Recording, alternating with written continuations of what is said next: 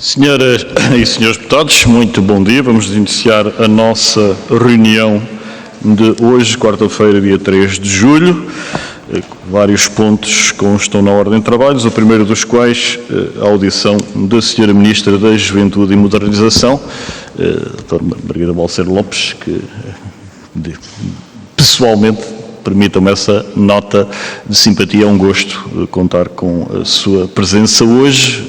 Creio que ainda há aqui alguns rostos que podem testemunhar a prestação da Senhora Ministra quando deputada da Comissão de Orçamento e Finanças, uma prestação que, independentemente das opções subjacentes à mesma, penso que unanimemente reconhecido como competente, e é um gosto ver uma jovem, aliás, Ministério da Juventude,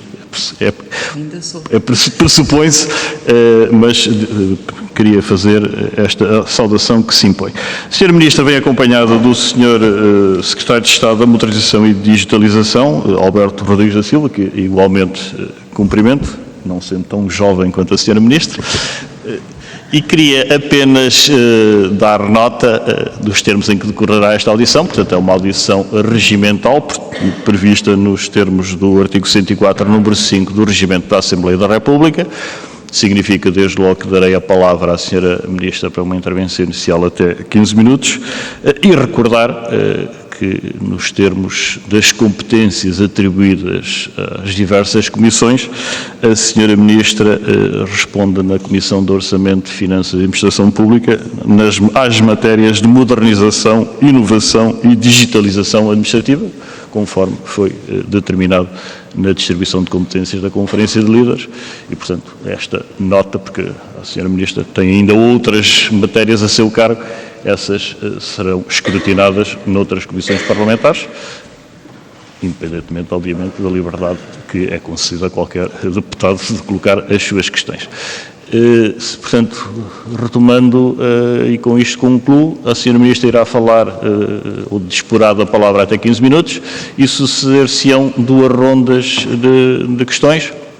A primeira com os tempos que constam da grelha à vista das senhoras e senhores deputados, em que se irá iniciar pelo maior grupo parlamentar da oposição, vale o mesmo dizer o grupo parlamentar do Partido Socialista, e depois, por ordem decrescente de representatividade, sucessivamente. Nesta ronda primeira, a Sra. Ministra responderá a cada questão colocada pelos senhores ou senhoras deputadas e depois uma segunda ronda, até 2 minutos por senhor ou senhor deputado, carecendo de prévia inscrição, e a Sra. Ministra disporá do tempo correspondente ao somatório dos tempos gastos na formulação dessas questões. Sem mais delongas, Sra. Ministra, a palavra é sua. Faça favor. Senhor Presidente da Comissão de Orçamento, Finanças e Administração Pública, é um gosto grande estar nesta comissão presidida por si, senhoras e senhores deputados. É de facto uma honra voltar a este Parlamento e a minha primeira audição ser nesta comissão, onde estive durante 6 anos. E compreendo bem, por experiência própria, a importância das audições regimentais, que são essenciais no nosso sistema democrático. Proporcionam a oportunidade dos governos prestarem contas por aquilo que fazem, mas também de sinalizarem aquelas que são as suas prioridades, a estratégia que têm para o exercício do seu mandato. Aos deputados cabe, naturalmente, o escrutínio, que é essencial para garantir uma administração pública mais transparente e promover um debate aberto e construtivo entre os poderes executivo e legislativo, reforçando assim o espírito democrático. Esta audição assinala o início de um novo ciclo.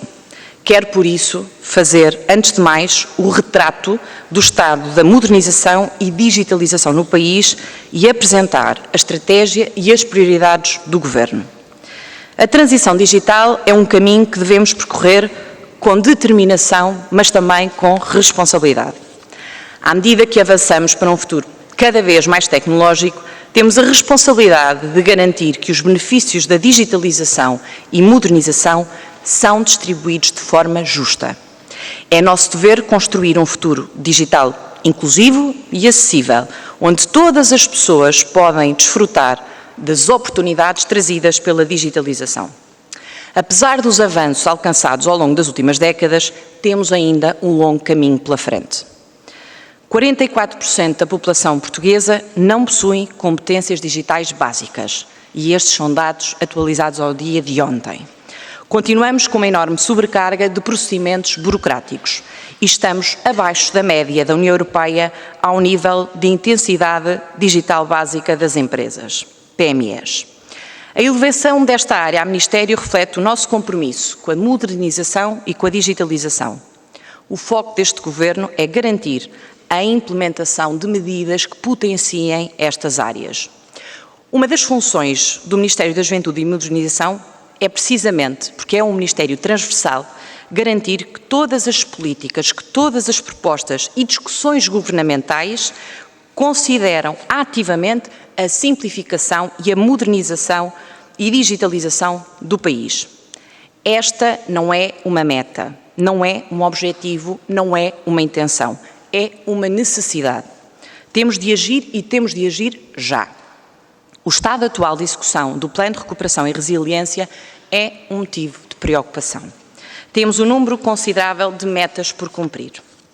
As medidas de apoio à transição digital representam 22% da dotação total do PRR e contribuem diretamente para 12 das suas componentes.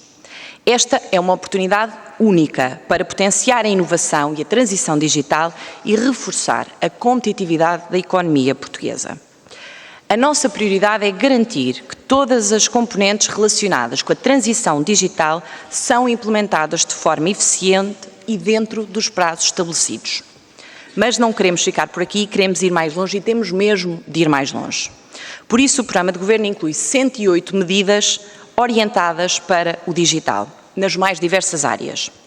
Para assegurar a sua implementação, o Governo está a trabalhar num modelo de governança transversal, holístico e orgânico, assente na relação e interdependência de 3 conselhos. Vamos realizar trimestralmente um Conselho de Ministros para a transição digital e modernização. O primeiro vai ter lugar este mês. Temos em segundo lugar o Conselho Interministerial para a Digitalização e em terceiro lugar o Conselho para o Digital na Administração Pública, o antigo CETIC. Mas a digitalização não existe por si ou para si, mas sim em estreita ligação com as pessoas, por elas e para elas. Neste processo é fundamental ouvir os cidadãos, as empresas, a academia, as associações do setor, as entidades da administração pública e os seus trabalhadores, de modo a assegurar que estas medidas têm um impacto concreto no seu dia-a-dia. Para garantir que isto acontece, Portugal tem de concentrar recursos e esforços naquilo que é realmente importante, pois num contexto em que tudo é considerado prioritário, corremos o risco de que nada se torne verdadeiramente prioritário. Permitam-me que destaque 3 prioridades do Governo. Em primeiro lugar, estamos empenhados em implementar uma estratégia nacional para o digital com objetivos bem definidos, metas quantitativas e um plano de ação que concretize o sucesso da transição digital até 2030. Precisamos de uma estratégia abrangente que coordene e alinhe as diversas iniciativas em curso, pois só assim conseguiremos tornar os serviços públicos mais eficientes, fomentar a inovação e a competitividade no setor privado e promover a inclusão digital. A transformação digital de Portugal seguirá as 4 dimensões essenciais da Bússola Digital Europeia: as competências das pessoas, a transformação digital das empresas, a digitalização dos serviços públicos e as infraestruturas digitais seguras e sustentáveis. Estas dimensões são essenciais para envolver toda a sociedade no processo de transformação digital e assegurar que todos os setores beneficiam das oportunidades e avanços proporcionados pela digitalização. Na dimensão das pessoas, queremos construir uma sociedade capacitada para o futuro. Queremos ser um país de referência na educação digital, dotando todos os cidadãos de competências essenciais. Um país que forma, atrai e retém especialistas em áreas-chave do digital e que assegura a requalificação profissional, sem nunca esquecer aqueles que enfrentam dificuldades neste processo. No contexto empresarial, ambicionamos tornar Portugal um país atrativo e competitivo para os negócios e para as empresas, com uma economia que atraia investimento, exporte bens, serviços e simplifique o acesso das PMEs a ferramentas que potenciem a sua digitalização. Ao nível do Estado, queremos uma administração pública mais eficiente, acessível e eficaz. Uma administração pública centrada no cidadão e nas empresas. Queremos transformar o acesso aos serviços públicos, tornando-os mais rápidos, inteligentes e digitais e evitando deslocações desnecessárias e procedimentos burocráticos complexos. No âmbito das infraestruturas e aceleradores, queremos um país conectado e ágil, com uma infraestrutura resiliente que acompanhe e antecipe as tendências digitais. Um país que desenvolva soluções seguras e explore o potencial dos dados. Em segundo lugar, aposta em tecnologias emergentes. Este compromisso envolve investimento na formação e na qualificação dos nossos recursos humanos, nomeadamente nas áreas de inteligência artificial, cloud e open source.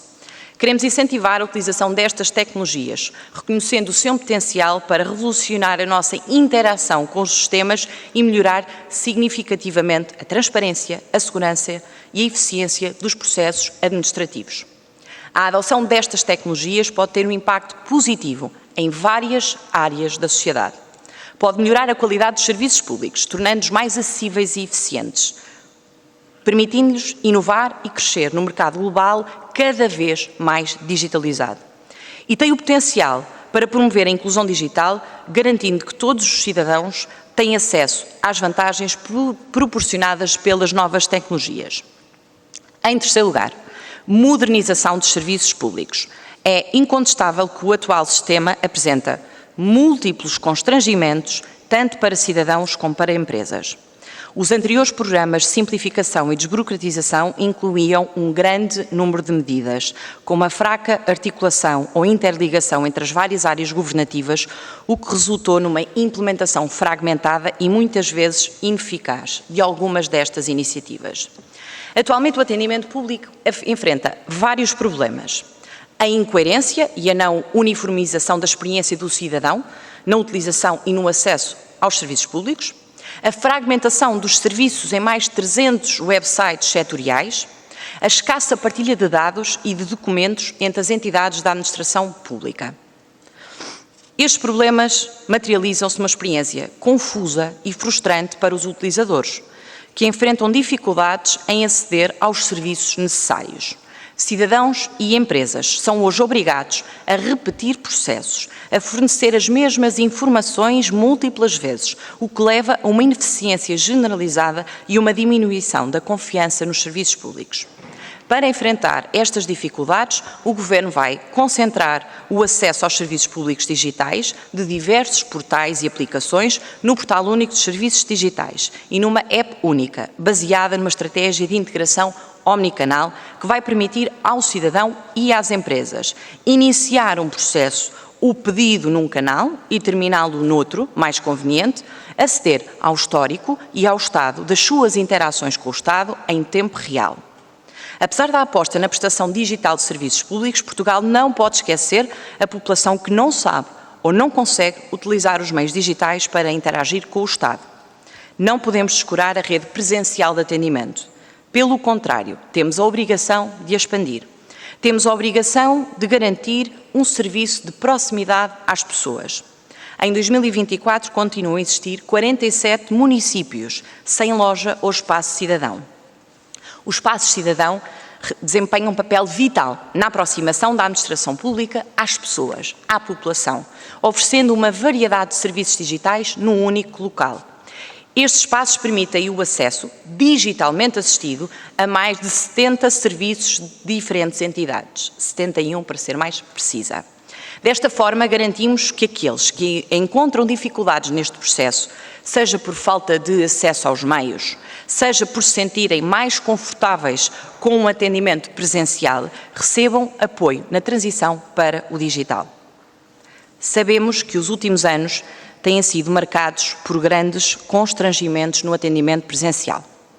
Sabemos que os cidadãos e as empresas têm de enfrentar hoje longas filas de espera para aceder a serviços essenciais. O problema não se limita à falta de recursos. É necessária uma gestão eficiente de todos os recursos, ajustando-os às necessidades específicas de cada serviço, considerando a sua zona geográfica e a sazonalidade. O Governo reconhece a necessidade de uma articulação eficaz nos locais que agregam as múltiplas entidades e serviços, razão pela qual vamos aplicar a lei e reunir e operacionalizar o Conselho Consultivo da AMA. Este órgão, que junta várias entidades com presença nas lojas de cidadão. Esta articulação vai permitir sinalizar problemas, encontrar respostas adequadas a cada uma das necessidades identificadas e padronizar a forma como estes serviços respondem aos cidadãos. Apesar de todos os desafios que o atendimento público tem enfrentado, já se perdeu no tempo a última vez que este Conselho reuniu. Para melhorar o acesso aos serviços públicos e expandir a rede atual de atendimento presencial, temos também de acelerar a execução do PRR.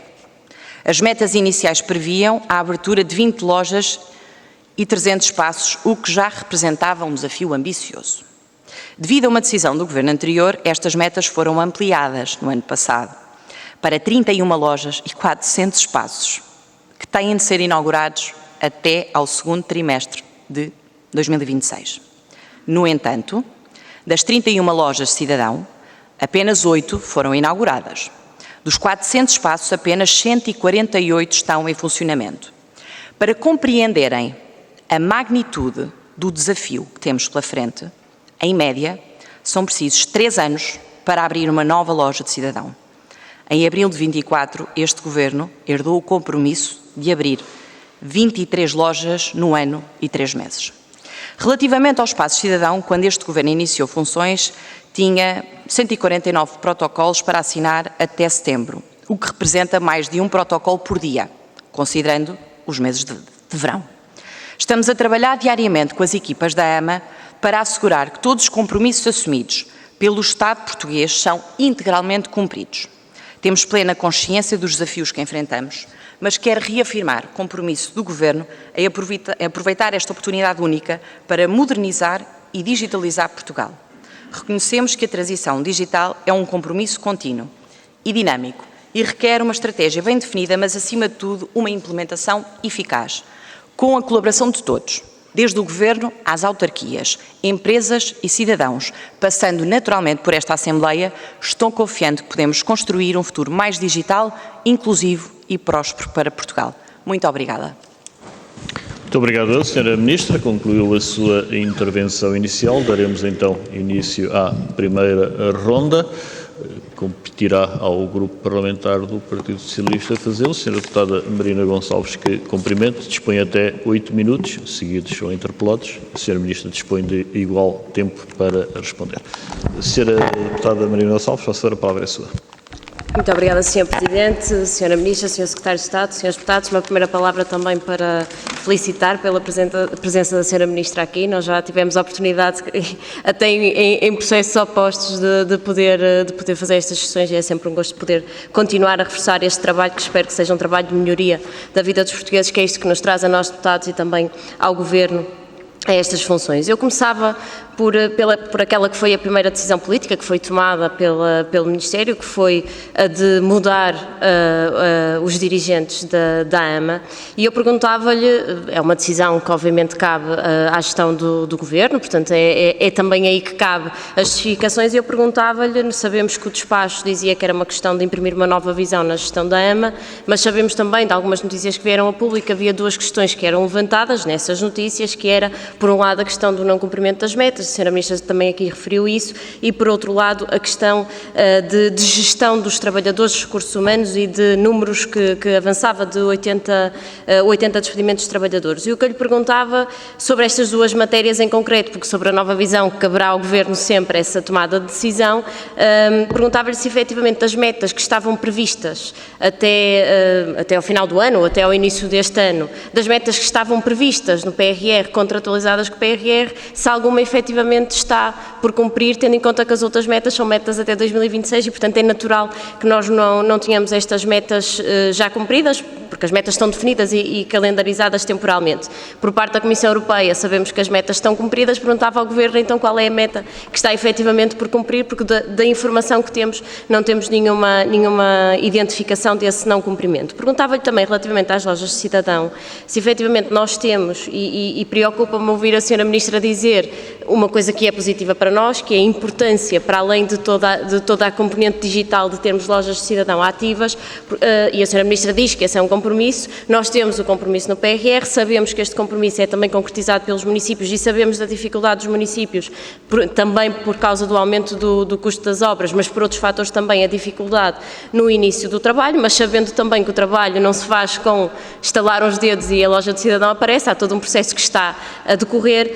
Se efetivamente, quando refere aqui a preocupação com os atrasos na execução das lojas de cidadão, não estamos a falar daquele que é o processo natural de construção de fases iniciais e que os municípios, que são os executores destas lojas de cidadão, estão efetivamente a fazer o seu trabalho para tentar concretizar esta intervenção. E deixava para já estas perguntas que têm a ver, na verdade, com a primeira decisão que foi tomada e os motivos que foram identificados. Muito obrigado, Sra. Deputada Marina Gonçalves. A palavra à Sra. Ministra da Juventude e Modernização para te responder. Sra. Ministra, faz favor. Sim, Sra. Deputada, antes de mais agradeço-lhe muitas questões que me coloca. De facto, uma das primeiras decisões deste Governo nesta área foi a dissolução do Conselho Diretivo, que foi naturalmente uma decisão ponderada, que resultou de vários fatores. Resultou desde logo na circunstância de termos feito uma análise daquilo que era o trabalho da AMA nos últimos anos, em particular no ano 2023, onde de facto houve um incumprimento de cerca de 70% daquilo que era a matéria de PRR. Houve também a preocupação, e tivemos 2 reuniões com a anterior tutela, de procurar identificar qual é que era o estado e a forma de funcionamento da AMA nos últimos anos. E, portanto, também tomámos em devida consideração aquele que foi o feedback partilhado pela anterior tutela, tanto a mim como ao Sr. Secretário de Estado. Como sabe, o Conselho Diretivo estava a funcionar de forma irregular, sem um dos membros, que tinha saído e que não tinha tido lugar à sua substituição e, portanto, teria sempre de haver alterações no Conselho Diretivo da AMA. Em segundo lugar, e porque da parte deste Ministério, aquilo que importa é a informação pública que disponibilizamos e que consta de facto no despacho que procedeu à dissolução do Conselho Diretivo da AMA e, portanto, procurarei ser o mais elegante na resposta que lhe estou a dar. Esta foi uma preocupação. A segunda preocupação tem a ver de facto com os recursos humanos, porque achamos que é muito importante tratar bem as pessoas. E não é normal numa casa em 2 anos saírem 80 pessoas. E, portanto, esta foi uma segunda preocupação que nós tivemos. Depois há um terceiro argumento, uma terceira razão, que resulta exatamente da nova orientação de gestão que quisemos, de facto, imprimir à AMA e permita-me sinalizar a qualidade e a excelência dos trabalhadores da AMA. E falo-lhe em específico da Estratégia Nacional para os Territórios Inteligentes, a ENTI, que a par de com outro conjunto de projetos da AMA, este tem uma particular relevância, tem cerca de 60 milhões atribuídos em sede de PRR e que estava a ser executado numa visão que era, olha, desde logo, contrária à resolução do Conselho de Ministros aprovada pelo Governo anterior no dia 18 de dezembro de 2023 e, portanto, que assentava numa lógica de os municípios seriam adquirentes de serviços da AMA e existiria uma grande plataforma de gestão urbana e uma estrutura monolítica que objetivamente não ia funcionar. Acresce a isso a circunstância de esta estratégia, onde os municípios são essenciais, porque isto é dirigido para municípios, estarem absolutamente excluídos daquilo que é o modelo de governo desta estratégia. E volto a dizer, é de facto um dos projetos mais importantes na área da modernização que temos neste momento em curso. E, portanto, estamos neste momento, a propósito desta ENTE, a Estratégia Nacional para os Territórios Inteligentes, desta nova orientação de gestão, que levou à dissolução do Conselho Diretivo, a redefinir, ainda este mês, vários aspectos essenciais. Em primeiro lugar, envolver os municípios que não apenas num órgão consultivo e, portanto, estarem na coordenação estratégica de implementação desta estratégia. Em segundo lugar, seguir de forma mais fiel e rigorosa aquilo que veio na arquitetura de referência que foi aprovada pelo anterior Governo e que a filosofia é que existam várias plataformas de gestão urbana. O que deve existir é depois a interoperabilidade entre cada uma destas plataformas, mas objetivamente não é possível pedir a vários municípios, muitos deles além de municípios, comunidades intermunicipais que há vários anos têm desenvolvido e bem estas plataformas que de um momento para o outro deixem de utilizar e agora passavam a utilizar uma plataforma central. E, portanto, em relação ao Conselho Diretivo da AMA, eram estas as respostas que lhe queria dar, mas queria também acrescentar que há uma grande preocupação deste Governo em acompanhar de forma muito presente o grande trabalho que tem de ser feito pela AMA, porque temos cerca de 348 milhões de euros de PRR, são objetivos muito ambiciosos. Estivemos já nas instalações da AMA, temos feito reuniões regularmente, obviamente, com o Conselho Diretivo, e tivemos a oportunidade também de reunir com os coordenadores das lojas, das 72 lojas que nós temos espalhadas pelo país, e este tipo de proximidade é fundamental para identificarmos alguns dos constrangimentos que existem. Foi este encontro com os coordenadores das lojas de todo o país, que se realizou em Coimbra, foi permitido identificar um dos constrangimentos que existe, que é a falta de coordenação entre as várias entidades que estão nas lojas, daí que seja tão necessária a implementação, quer dizer, temos de aplicar a lei, de modo a que o Governo possa ouvir, sentar todas as áreas que têm entidades nestas lojas de cidadão e coordenar e padronizar comportamentos e também formas de atendimento. Não sei se estarei ainda dentro do meu tempo. 3 minutos, Sr. Então, Ministro. já responderei, peço desculpa. Ok, já respondo. A Sra. Ministra dispõe de 2 minutos e 56 segundos, o Partido Socialista de 5 minutos e 12 segundos. Sra. Deputada Marina Gonçalves, faça favor. Muito obrigada. Eu deixarei só 2 perguntas muito concretas ainda sobre essa matéria antes de passar aqui ao Miguel de Passar, do Sr. Presidente de Passar. E deixava-lhe 2 perguntas das metas que referiu, e porque é preciso termos alguma clareza do que falamos, pedia-lhe que identificasse que metas é que efetivamente estavam previstas serem cumpridas até 2023 ou até os calendários de metas que normalmente eram trimestrais e que não estão neste momento cumpridas e que, portanto, levou também a essa avaliação. E segundo, pedia-lhe das lojas de cidadão que nos identificasse as que estão em projeto, as que estão em concurso de obra e as que estão em obra, para percebermos efetivamente quais são as que não têm passos dados, e deixava-lhe só estas 2 perguntas para tentarmos gerir aqui melhor o tempo, são mais concretas. Muito obrigado, Sra. Deputada. A palavra à Sra. Ministra. A Sra. Ministra, Senhores Deputados, a Sra. Ministra sugere, é uma sugestão, que o Sr. Deputado Miguel Matos fizesse também as suas questões, na exata medida em que, de facto, tem 2 minutos e 56 e esgotaria o tempo na resposta a esta questão. Sr. Deputado, então, aproximando-se do microfone, concluo que tenha anuído a esta sugestão e, portanto, Sr. Deputado Miguel Matos, faça favor. Muito obrigado, Sr. Presidente, Senhoras e Senhores Deputados, Sra. Ministra, Sr. Secretário de Estado, e guardando as perguntas sobre a juventude, que serão seguramente muitas para a Comissão própria, procurar aqui abordar os temas da modernização.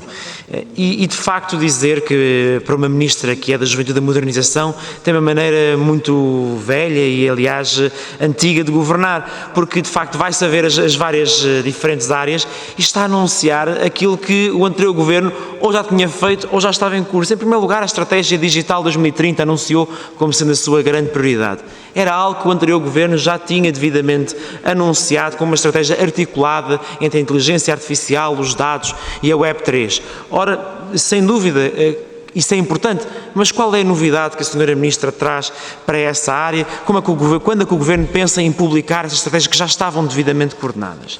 Em segundo lugar, está pendente aquela que é a regulamentação do AI Act. Decidimos qual é que é as devidas entidades reguladoras, a devida tramitação desse importante ato legislativo que protege os cidadãos e as empresas e acelera a implementação da inteligência artificial no nosso país, e sabemos que ela está cada vez mais a entrar em todos os espaços da nossa vida. Portanto, quando é que o Governo pensa fazê-lo e como? Em terceiro lugar, falou-nos aqui de necessidade dos cidadãos terem, enfim, irem a diferentes sítios da internet, encontrar os serviços públicos que eram necessário obter. E também de prestarem várias informações que o Estado já predispunha. Ora, é importante nós recordarmos a forma como, em primeiro lugar, foi criado os balcões de empresa, as lojas de cidadão, os espaços de cidadão, que congregam vários serviços do ponto de vista digital, mas também presencial. O portal do E-Portugal. O portal do E-Portugal já tem um conjunto de serviços lá devidamente articulados e percebemos qual é que é a avaliação que fazem desse portal, mas também já agora aquilo que estava previsto no PRR, a App Cidadão, que procurava consagrar um novo modelo de atendimento público e, de facto, perceber como é que o Governo avalia estas medidas e se vai ou não vai introduzir novidades, porque vir aqui anunciar apenas aquilo que o anterior Governo já estava a fazer ou já tinha feito, vamos lá ver, não é bem nem juventude, nem propriamente modernização, é mesmo mais do mesmo e uma maneira muito antiga de fazer as coisas.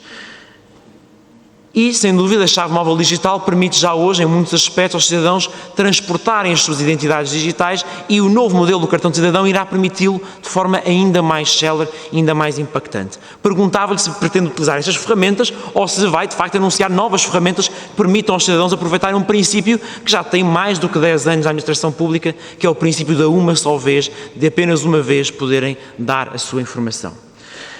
Ora, em quarto lugar, questionava-lhe sobre a cibersegurança. O Parlamento tem 2 deputados, eu próprio e a deputada Lidiana Reis, do Conselho Superior de Cibersegurança. Estava já terminada, essencialmente, prestes a terminar a nova estratégia para a cibersegurança, dado que a anterior terminava justamente no ano passado. Perguntava-lhe quando é que pretende reunir o Conselho, se o Primeiro-Ministro já delegou em si essas suas competências, quando é que pretende anunciar esta nova estratégia, mas tendo em conta que o cibercrime seria, se fosse uma economia mundial, a 3ª maior economia mundial, é importante nós percebermos, enfim, o que é que a Sra. Ministra pretende para esta área. Por exemplo, nós temos cada entidade da administração pública a gerir os dados de forma autónoma. Cada um deles tem os seus servidores, alguns na cloud, alguns nas suas próprias instalações, com diferentes critérios de segurança, e sabemos bem que elas são alvo de centenas de ataques todos os dias. Há alguma estratégia que a Sra. Ministra pretende empreender para dotar de maior segurança esta gestão de dados? E falou-nos muito bem da interconexão de dados. Nós sabemos que isso é, por um lado, uma mais-valia. Aliás, o anterior governo do Partido Socialista tinha, através da interconexão de dados, alcançada a automaticidade de renovação de cartão de cidadão, de atribuição de prestações sociais e tarifas sociais, enfim, entre um conjunto de outras coisas, a atribuição, por exemplo, do subsídio de renda. Mas pergunto-lhe, de facto, quer dizer, qual é a novidade que pretende aqui trazer? Anunciou agora, queria reforçar a interconexão de dados. Como? Era muito importante percebermos como. Para terminar, que só me restam 20 segundos, falou das competências digitais. E também aqui, felizmente, com o PRR, mas também antes, tínhamos na iniciativa, no INCODE, iniciativa de competências digitais, programas que já tinham alcançado centenas de milhares de pessoas para acelerar o ganho de competências digitais por parte da população portuguesa. Mais uma vez, que novidades que a Sra. Ministra pretende, para que não seja, como disse, muita parra e pouca uva, e que possa realmente anunciar aqui algumas coisas novas, porque de facto há sempre coisas novas que é preciso fazer, e a Sra. Ministra tem aqui grandes responsabilidades para que a transição digital aconteça no nosso país. Muito obrigado. Muito obrigado, senhores deputados. Sra. Deputada Marina Gonçalves, Sr. Deputado Miguel Matos, a palavra à Sra. Ministra para responder, dispõe de 2 minutos e 56 segundos. Faça favor. Obrigada, Sr. Presidente. Sra. Deputada Marina Gonçalves, talvez possa anexar e enviar aqui e disponibilizar ao Sr. Presidente, porque são várias. E, portanto, vou-lhe dar aqui alguns exemplos. Melhoria e uniformização dos serviços públicos presenciais, 8 novas lojas de cidadão. Não foi cumprida. Melhoria e uniformização dos serviços públicos presenciais, mais 4 novos espaços de cidadão móveis. Não foi. 4, portanto, eu estou a dizer números. 8, 4, 0. Melhoria e uniformização dos serviços públicos presenciais, mais uma loja de cidadão reformulada para loja de cidadão de nova geração. Também não foi feito, e podia estar aqui a dizer vários exemplos. Relativamente às lojas previstas no PRR, como eu há pouco dizia, há 8 que estão abertas, há 5 que estão em obras, Barrancos, Pombarral, Constância, Ribeira de Pena e Tondela, 3 estão em processo de concurso de empreitada, Alandroal, Alijó e Vozela. As restantes estão em processo de lançamento de avisos. Pronto. Relativamente às perguntas da Sra. Ministra, é isso. Relativamente às perguntas às perguntas do Sr. Deputado Miguel Costa Matos, talvez seja importante começar por dizer que eu não considero que as decisões do anterior Governo são más porque são do anterior Governo, e não me revejo nesse manicaísmo da atividade política. Portanto, há de facto projetos que se iniciaram e que nós vamos concluí-los ou vamos desenvolvê-los para que eles possam ter, de facto, concretização. Mas no exemplo que escolhe não é o melhor exemplo, porque a estratégia digital que nos foi entregue tem vários problemas que têm de ser corrigidos e vamos corrigir. Em primeiro lugar, as metas e os indicadores têm de ser revistos porque estão desatualizados. À data de hoje, mas já estavam no início do ano desatualizados. Em segundo lugar, há uma estratégia, mas não há plano de ação. Portanto, uma estratégia sem um plano de ação com fontes de financiamento, entidades responsáveis, vale de muito pouco e, portanto, o trabalho que nós fizemos e quem está a desenvolver esta missão é a AMA, é a construir um plano de ação numa estreita articulação com a tutela para que nós possamos, no segundo semestre de 2024, concluir e apresentar publicamente esta estratégia que é uma necessidade para o país. Em relação à cibersegurança, o Sr. Deputado certamente terá tido a oportunidade de ler a Lei Orgânica do Governo e, como sabe, a cibersegurança é uma matéria que está sob a alçada direta do Primeiro-Ministro. Relativamente ao InCode, que é de facto uma iniciativa louvável, a iniciativa para as competências digitais criada em 2018, como o Sr. Deputado eventualmente saberá, o InCode foi-nos deixado num limbo jurídico e sem financiamento. E, portanto, sendo uma boa iniciativa, é preciso garantir que tem financiamento e é preciso dignificar e dar estabilidade jurídica ao InCode. Aproveito para anunciar que vamos integrar o InCode na AMA. Pronto, até porque estava, como sabem, sob a coordenação do Portugal Digital e, portanto, até dessa lógica faz todo o sentido. Em relação ao e-Portugal, Sr. Deputado, é um mero apontador, não é um portal único de serviços digitais. Até ao final do ano, nas próximas semanas, teremos novidades sobre a estratégia do Governo sobre o portal único de serviços digitais e será lançado até ao final do ano. Muito obrigado, Sra. Ministra. Prosseguimos dando a palavra ao Grupo Parlamentar do Partido Social Democrata, que sinalizou à mesa que irá dividir o tempo. Iniciará o Sr. Deputado Martin Saider. Faça favor. Muito obrigado, Sr. Presidente. Cumprimentar a Sra. Ministra, Sr. Secretário de Estado, senhoras e senhores deputados. Aproveitar a vinda da Sra. Ministra e levantar aqui uma questão no que diz respeito a territórios inteligentes e a smart cities. Acho que também seria importante termos a visão do Governo, porque poderá ser uma oportunidade para combater a desertificação e potenciar, sim, certos territórios. Poderia também falar do data center, de espaços de coworking ou até de hubs tecnológicos. Acho que seria importante o Governo partilhar a sua visão. No que diz respeito ao PRR, gostaria de saber qual é o plano de ação que o Governo está a pensar agir. No último Conselho de Ministros foi aprovado o desbloqueio de mais uma verba e, permita-me aqui especificar, sei que já foi levantada a questão por parte da Sra. Deputada do Partido Socialista, no que diz respeito às lojas do cidadão e dos espaços do cidadão, gostaria, se a Sra. Ministra pudesse aprofundar mais, quais seriam os próximos passos, os próximos objetivos e se iríamos continuar com os espaços do cidadão móveis. Por fim, acho que também seria importante a Sra. Ministra partilhar connosco no que diz respeito ao plano de ação da transição digital, em especial no que diz respeito aos municípios, porque, como sabemos, há um atraso grande de processos e a burocracia às vezes acaba por nos dificultar a vida. Muito obrigado.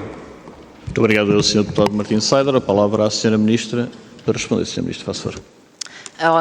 Muito obrigada pelas suas perguntas, Sr. Deputado. Em relação à ENTE, eu já há pouco tive a oportunidade de referir duas preocupações essenciais que o Governo teve assim que assumiu este Ministério no que diz respeito à Estratégia Nacional de Territórios Inteligentes, da ENTE. Em primeiro lugar, é a necessidade de nós envolvermos os municípios, a ANMP e as comunidades intermunicipais.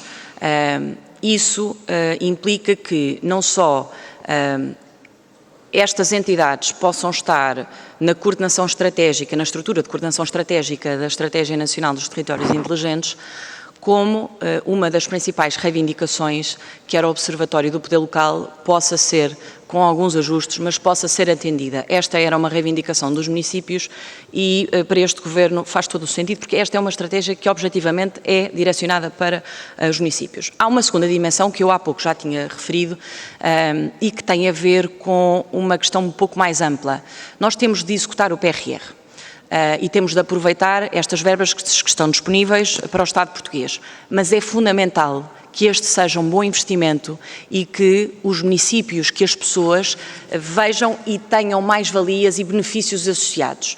E a estratégia, como estava a ser implementada, tinha, além de um grave problema de execução e da operacionalização, tinha esse risco, que era de se criar uma estrutura que era de facto financiada, uma grande plataforma de gestão urbana, que na realidade depois não teria qualquer utilização por parte dos municípios, até porque os municípios, muitos deles, Lisboa é um deles, Guimarães é outro, há muitos outros municípios e comunidades intermunicipais que já têm plataformas e que, naturalmente, não vão deixar de utilizar as suas para utilizar uma única plataforma que depois teria vários níveis de prestação de serviços aos municípios e os municípios eventualmente teriam de pagar por esses serviços. Este é um modelo que não nos parece adequado e, portanto, esta estratégia deve estar ao serviço dos municípios na perspectiva em que facilitamos aquelas que são as tarefas que os municípios têm no âmbito do leque de competências. Relativamente ao PRR, eu há pouco já tive a oportunidade de referir à deputada Marina Gonçalves, mas aproveito para complementar a resposta que eu há pouco não tive tempo de lhe dar de forma completa.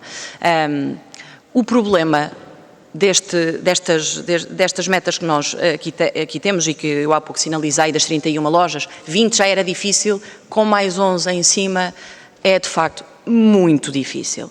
E é muito difícil porque não se trata só do tema da empreitada, porque para lançar uma loja de cidadão é um agregador de serviços, junta várias entidades, com várias especificidades.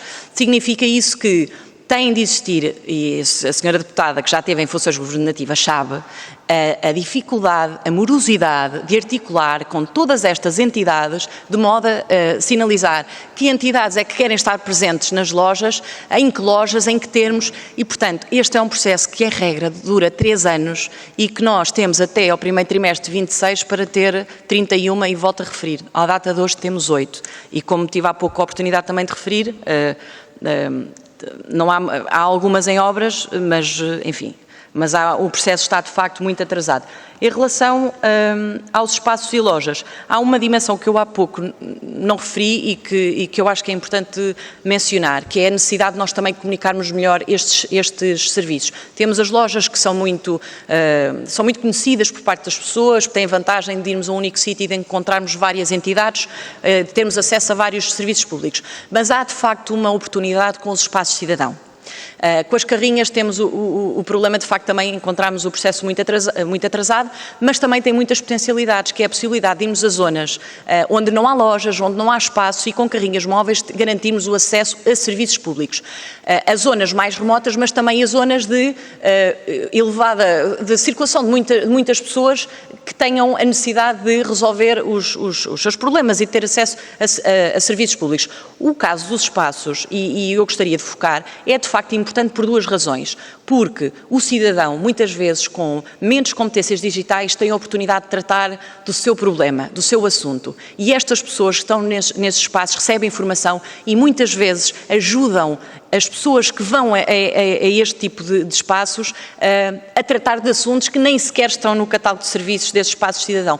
E há uma segunda vantagem nestes espaços de cidadão, que é estas pessoas, estes mediadores que auxiliam uma pessoa que tem menos competências digitais a fazer ter acesso a um serviço público, têm uma outra missão, que é de capacitar esta outra pessoa a desenvolver no futuro este serviço de forma autónoma em casa e, portanto, até na lógica de capacitação das competências digitais destas pessoas, este espaço cidadão, que neste momento há 891 no país, mas temos o objetivo de 400, tem um imenso potencial. Temos de ser eficazes na forma como comunicamos.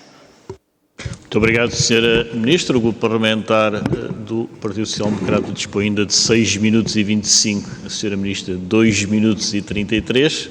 Vou dar a palavra ao Sr. Deputado Luís Newton para fazer as questões e solicitava ao Sr. Vice-Presidente Pedro Coelho se me podia substituir, entretanto, breves minutos, mas que me vou ter que ausentar. Sr. Vice-Presidente? Sr. Vice-Presidente, se entretanto me pudesse substituir. Sr. Deputado Luís Newton, faça favor. Muito obrigado, Sr. Presidente. O grupo parlamentar do PS tem mais fé na capacidade de síntese da Sra. Ministra do que na minha própria, portanto, está justo este equilíbrio de tempos.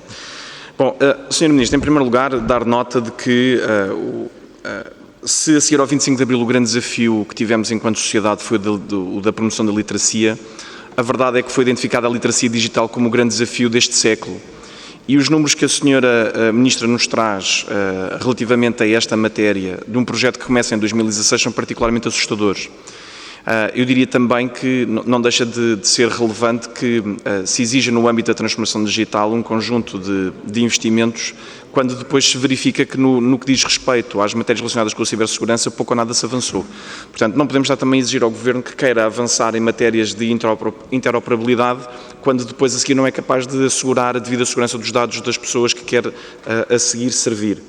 E isto tudo acaba por ter um centro, e o centro é a AMA. Nós passamos aqui de ligeiro sobre esta matéria, mas eu julgo que a Sra. Ministra pode e deve, do nosso ponto de vista, ser muito mais clara, até para evitar esta ideia de que, e que ficou um bocadinho no ar, de que era mais um capricho esta alteração do que propriamente um objetivo estratégico determinante. A Sra. Ministra falou do incumprimento de metras, falou da gestão danosa.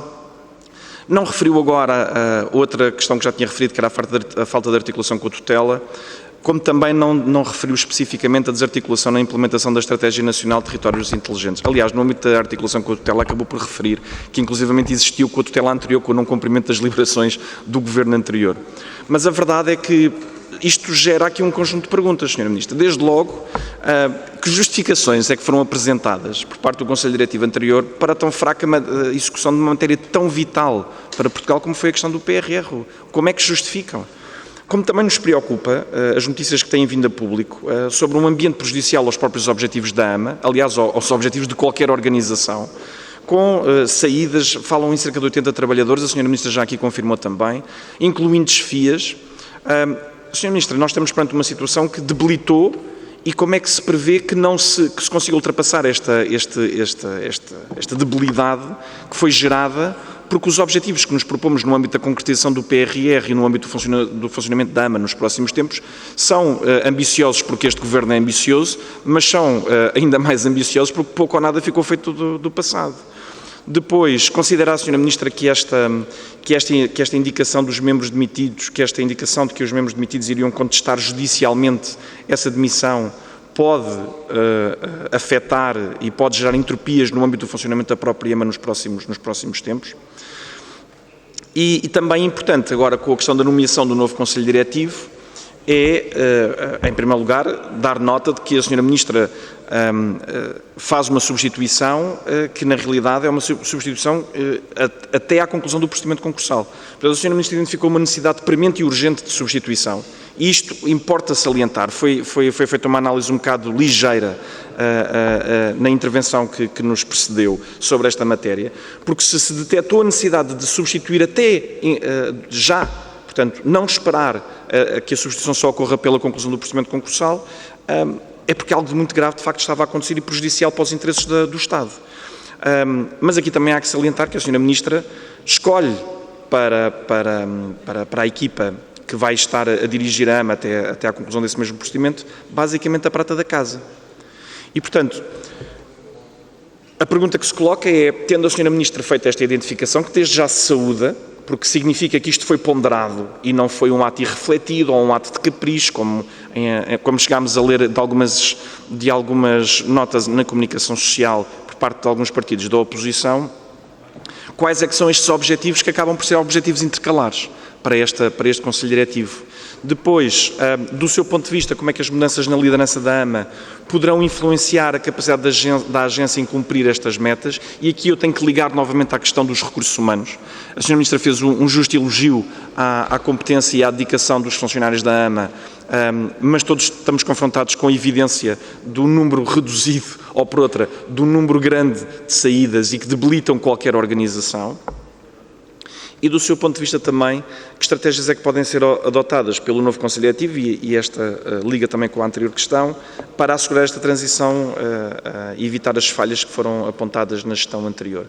E isto porquê, Sra. Ministra? Porque parece-nos particularmente evidente que o tema desta alteração no âmbito deste Conselho Diretivo, aliado, aliás, à forma como em muitos outros tem sido apontada a atuação do Governo, parece-nos particularmente importante aproveitar esta oportunidade para clarificar que estas alterações que têm sido feitas, e esta em concreto que hoje aqui discutimos no âmbito da AMA, foram na realidade situações que mereciam a atenção urgente e que estava em causa o interesse público nacional. E, portanto, por isso é que deixamos aqui estas questões. Muito obrigado. Muito obrigado, Sr. Deputado. Senhora Ministra, faz favor, para responder. Senhor Deputado Luís Newton, agradeço muito as questões. Eu já tive há pouco a oportunidade de responder à Sra. Deputada Marina Gonçalves sobre as razões que fundaram a dissolução do Conselho Diretivo da AMA. Mas o Sr. Deputado faz referência a um ponto que eu acho particularmente importante, quando refere que este Governo optou pela prata da casa. Deixe-me acrescentar, pela boa prata da casa. E, portanto, acho que é importante também, depois de há pouco ter sinalizado a qualidade, a dedicação dos trabalhadores da AMA, sinalizar também a dedicação e a competência dos 3 membros do Conselho Diretivo nomeados, da Sofia Mota, que liderava, como sabem, o TICAP, da Mónica Letra e do João Fernandes. Este é um ponto que é particularmente importante, porque quando há pouco eu na resposta à Sra. Deputada Marina Gonçalves, dizia que é muito importante tratar bem as pessoas. No caso da AMA, nós estamos a falar daí a preocupação com a saída de facto de pessoas em cerca de 2 anos. Estamos a falar de pessoas com um conhecimento muito aprofundado sobre temas que têm uma implicação com várias áreas da administração pública e que é know-how que nós não podemos perder. E, portanto, neste momento há também um trabalho que está a ser desenvolvido naturalmente pelo Conselho Diretivo para procurar fazer essa avaliação, de acordo também com aquelas que foram as grandes alterações. Eu falei da saída do número de pessoas, mas também podia falar nas alterações orgânicas da estrutura da AMA. A última feita a 2 dias das eleições, no dia 8 de março deste ano. E, portanto, mas mais do que falar do que está para trás, eu acho que é importante falar para a frente, porque esta é uma agência de extraordinária relevância, não só para a administração pública, como para o país. Como há pouco referia, só no âmbito do PRR são 340 milhões de euros. E não se trata, e esta é uma mensagem que eu quero reforçar, não se trata apenas de garantir que o Estado português cumpre e que nós, nesta área, contribuímos para que o país não perca acesso aos fundos que naturalmente tem direito se cumprir aquilo que contratualmente está obrigado a fazê-lo. É importante que este investimento tenha utilidade, traga benefícios para as pessoas, na filosofia de privilegiar o digital, mas não descurar o presencial e, portanto, não deixar para trás as pessoas que têm menos competências digitais, que têm mais dificuldade de acesso a serviços públicos e estas lojas, estes espaços, daí que tenha sido a preocupação nestes 2 meses, sobretudo 2 meses, desde que está na entrada de funções este novo Conselho Diretivo, estas prioridades, a reformulação da ENTI e a questão das lojas e dos espaços. Eu vou só fazer este comentário, esta informação. Eu até setembro tenho 147 protocolos que tenho de ter assinados no âmbito do PRR, no âmbito do espaço cidadão. Vamos cumpri-los, mas o objetivo é exigente. Muito obrigado, Sra. Ministra. Tenho a indicação que o PSD não quer usar ainda o tempo que tem. Passava para o Grupo Parlamentar do Chega. Faz favor, Sr. Deputado. Muito obrigado, Sr. Presidente. Cumprimento as senhoras e os senhores deputados, a Sra. Ministra, o Sr. Secretário de Estado. Bom, nós vamos voltar outra vez à exoneração do Conselho Diretivo da AMA, alegando, portanto, os senhores exoneraram o Conselho Diretivo da AMA, alegando, entre outras coisas, o incumprimento dos 70% das metas e marcos intermédios previstos no PRR para 2023, em particular na abertura das novas lojas e espaços de cidadão, com potencial impacto nas metas de desembolso previstas para 2026. Sra. Ministra, nós estamos num país em que a execução do PRR representou em 2023 apenas 45% do objetivo que estava estabelecido no Orçamento de Estado. Também não podemos ignorar que pouco depois deste Governo ter tomado posse, o seu diretor executivo do SNS, o Sr. Dr. Fernando Araújo, foi praticamente obrigado a demitir-se. A senhora provedora da Santa Casa Misericórdia de Lisboa, a doutora Ana Jorge, que tinha tomado posse em maio de 2023, ou seja, há apenas um ano, foi exonerada. Logo a seguir, o Governo demitiu o seu diretor nacional da PSP, o Sr. Superintendente-Chefe José Barros Correio, que ocupava o cargo há apenas 8 meses. E na continuação foi tornada outra saída pública com a demissão da Presidente do Instituto da Segurança Social, a doutora Ana Vasques, e, por último, exoneraram então o Conselho Diretivo da Agência para a Modernização Administrativa, que era presidida por João Dias, enfim, que se encontrava no cargo sensivelmente também desde janeiro de 2023, portanto há pouco mais de um ano. Eu acho que é razoável perceber que em pouco mais de um mês, após o novo Governo ter tomado posse, não haveria a possibilidade dos senhores conseguirem avaliar de uma forma tão isenta e transparente a responsabilização destas pessoas pelo mau funcionamento das estruturas que lideravam. Até porque grande parte delas tinham sido nomeadas recentemente, ou seja, tiveram muito pouco tempo para poderem executar os planos que eventualmente tinham projetado. E, portanto, o que lhe pergunto nesta primeira fase é se efetivamente a exoneração do Conselho Diretivo da AMA foi ou não uma decisão eminentemente política de purgarem as cúpulas das instituições estratégicas da administração pública através do saneamento de quadros ligados ao anterior Governo para colocarem pessoas ligadas à vossa cor partidária. Muito obrigado. Muito obrigado, Sr. Deputado Rui Afonso. Sra. Ministra, para responder, faz favor. Sr. Deputado Rui Afonso, devo-lhe dizer que não faço ideia em quem é que costumam votar os membros do novo Conselho Diretivo da AMA e é-me absolutamente irrelevante. O critério foi o da competência. Obrigado. Muito obrigado, Sra. Ministra. Grupo Parlamentar do Chega. Sr. Deputado...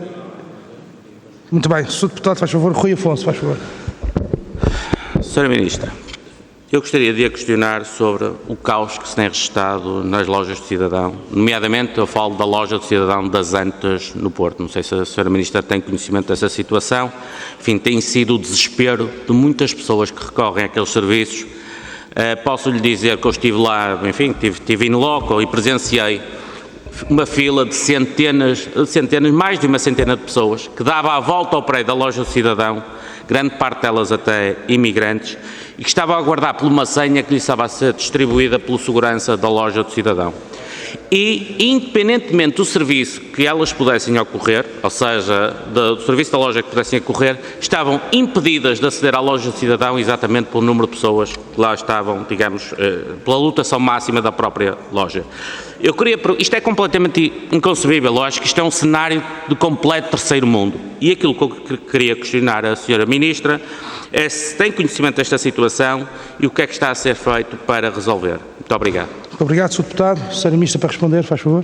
Sr. Deputado, agradeço muito a questão. Temos essa noção, até porque eu a referi na minha intervenção inicial. O Sr. Deputado esteve nas Antas, eu há 2 dias estive nas Laranjeiras. Como sabe, é uma loja que também tem tido vários constrangimentos e fiz questão de estar na abertura de loja para procurar sinalizar, identificar in loco, usando a sua expressão, aqueles que são os constrangimentos da loja. É importante, nós temos noção de que cada loja tem constrangimentos que resultam de problemas diferentes.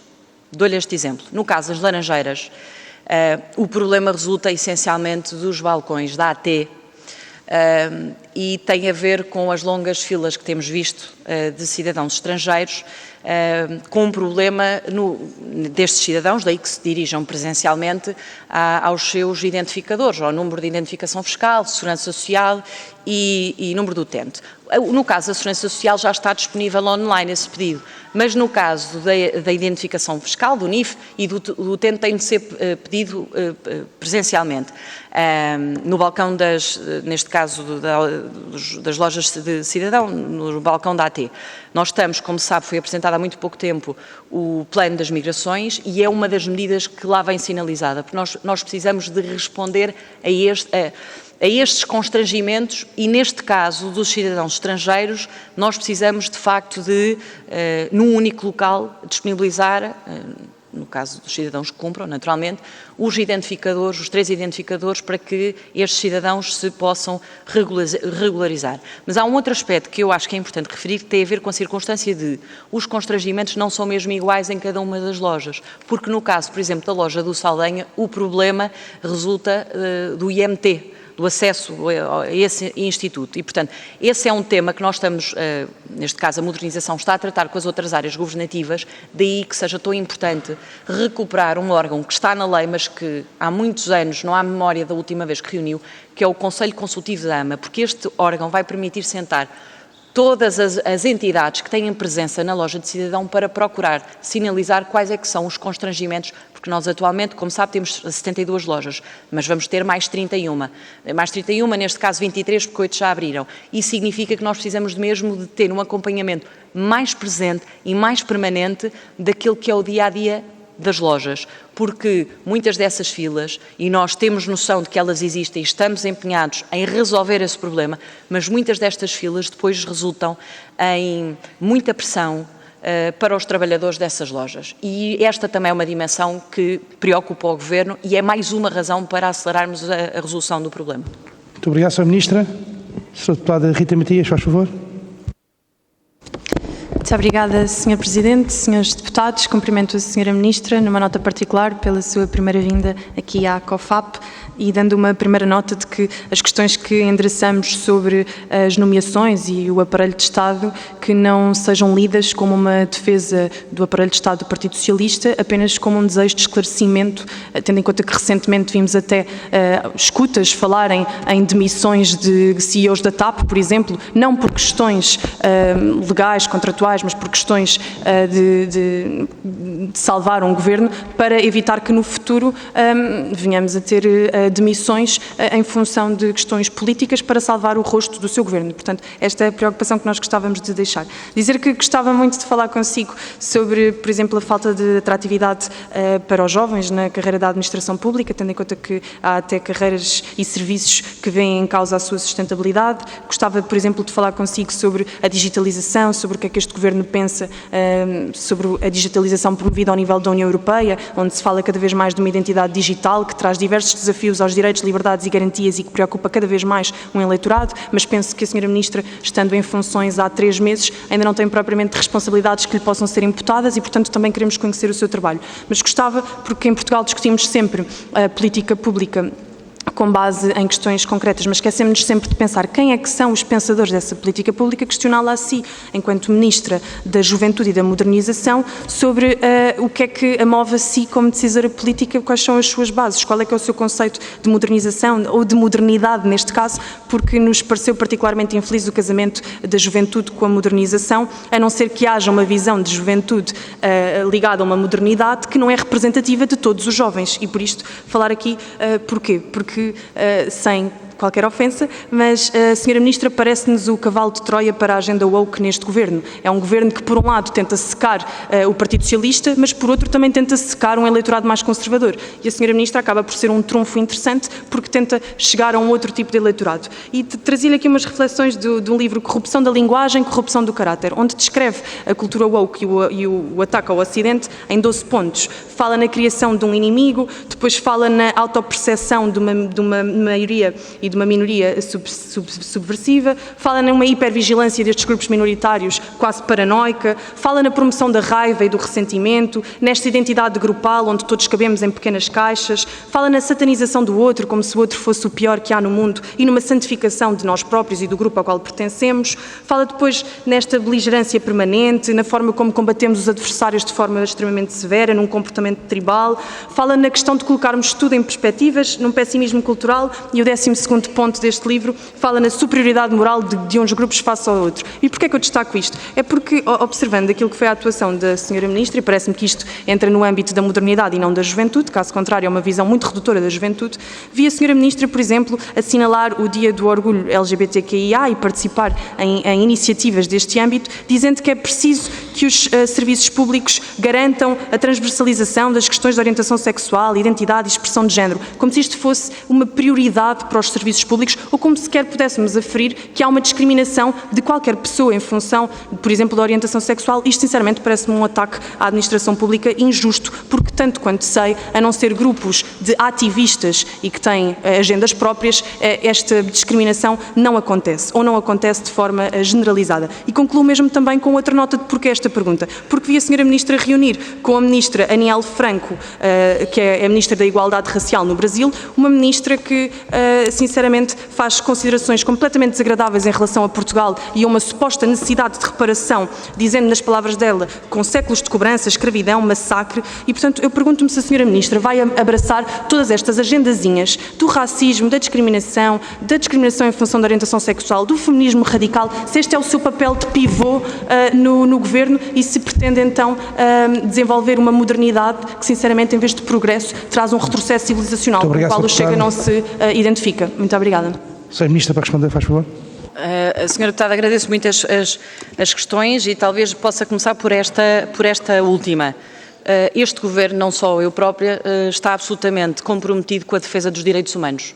E os direitos das pessoas LGBTI são direitos humanos. E sim, há discriminação em Portugal. E sim, eu estou comprometida em combater todas as formas de discriminação.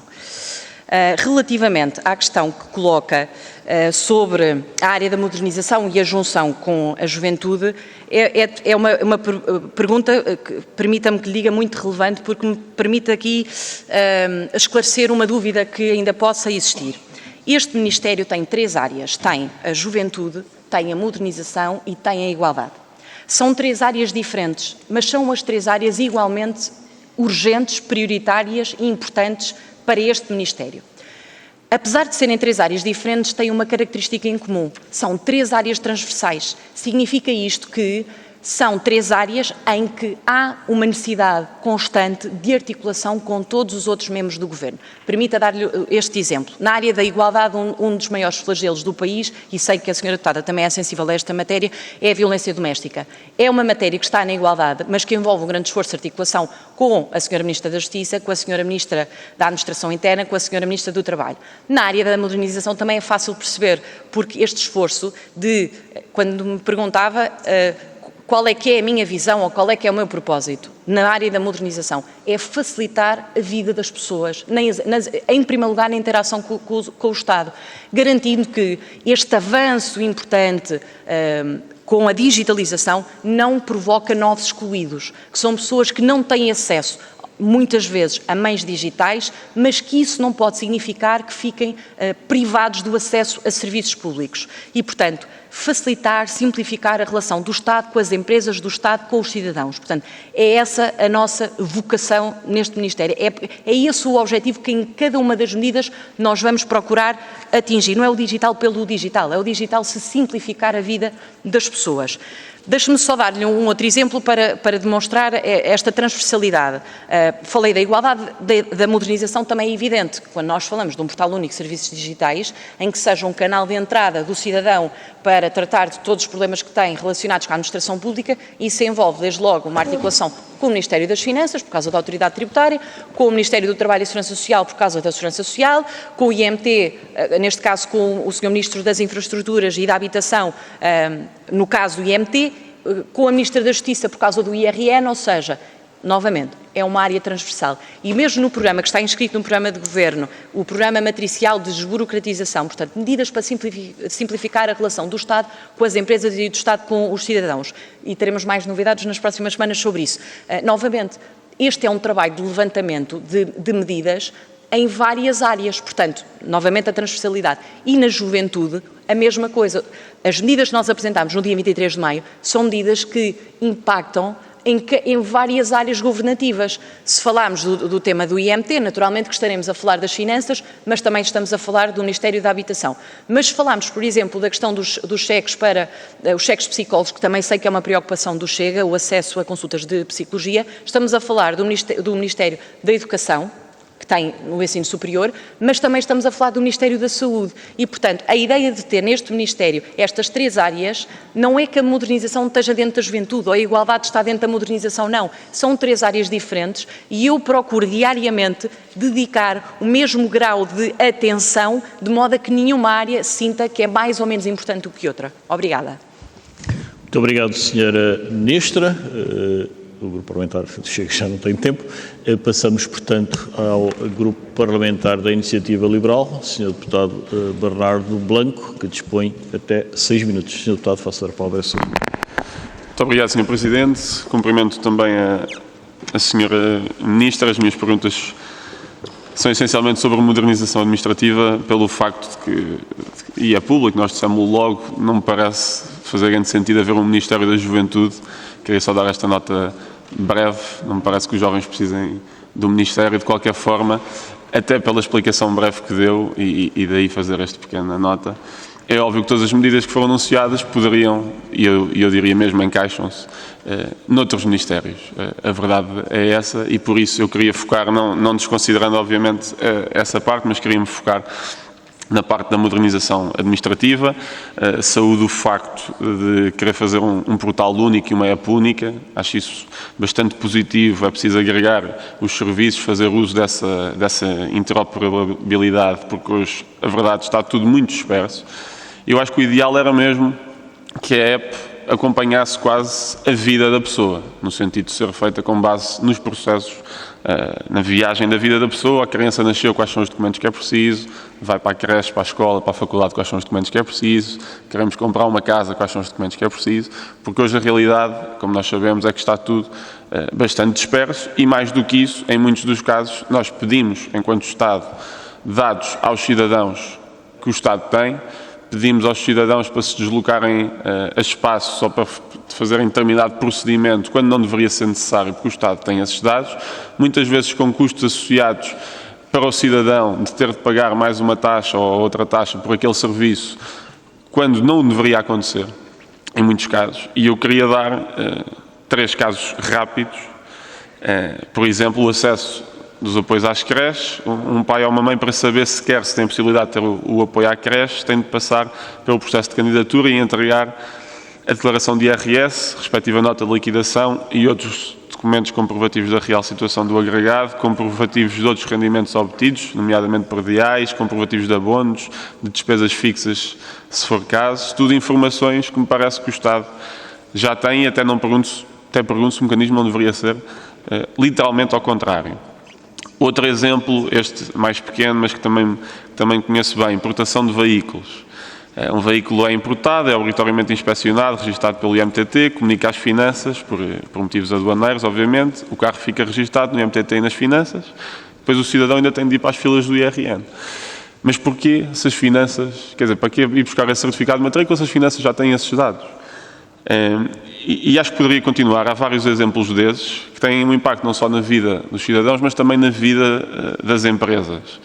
E eu fui ver alguns dados, alguns até vinham nestas recomendações do semestre europeu, e a verdade é que Portugal, a nível pelo menos de percepção dessa burocracia, continua, eu diria, no fim da tabela, e a maioria dos investidores e das empresas aponta esse excesso regulatório e essa dificuldade burocrática como um dos principais obstáculos a novos investimentos. E por isso, claramente, esta para nós é uma aposta, consideramos que deve ser uma grande prioridade do Governo, mas também nessa senda de ligação com outros ministérios.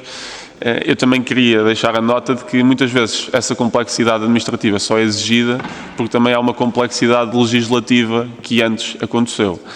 E nesse sentido eu acho que a grande vantagem de estar no Governo é poder eliminar coisas e revogar coisas. E por isso eu queria aqui deixar algumas sugestões rápidas de medidas que o próprio PSD votou no ano passado, na anterior legislatura, a favor, e que acho que a senhora Ministra, se calhar com outros ministérios, pode ter algum interesse em revisitar.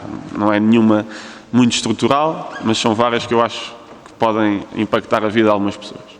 A primeira, quanto ao apuramento dos rendimentos dos jovens estudantes trabalhadores, foi feito algum trabalho relativamente aos dependentes, mas em relação aos independentes é preciso fazer uma correção para que tenham o mesmo tratamento. Depois, há algumas burocracias que eu, não percebo. Temos aqui a comunicação prévia ao IPDJ de campos de férias, a obrigatoriedade de pagamentos de folhas virtuais no livro de reclamações, a obrigatoriedade da fixação de informação relativa à existência de postos de trabalho, caso estejam disponíveis em alguma empresa ou estabelecimento, a obrigação de pagamento para cumprir a obrigação de preenchimento anual da IES. Depois nós também propusemos isentar as PMEs da obrigação de inventariação permanente de estoques, que não faz sentido para a maioria das PMEs. contornação por não ter 3 exemplares para a documentação de transportes de mercadorias.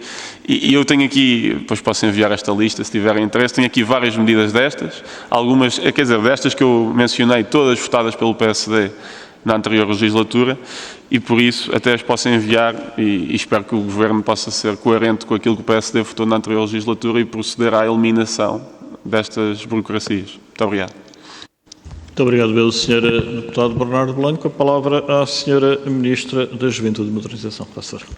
Obrigada, Sr. Presidente. Sr. Deputado, agradeço muito, não houve pergunta, mas houve de facto várias sugestões, vários comentários que fez.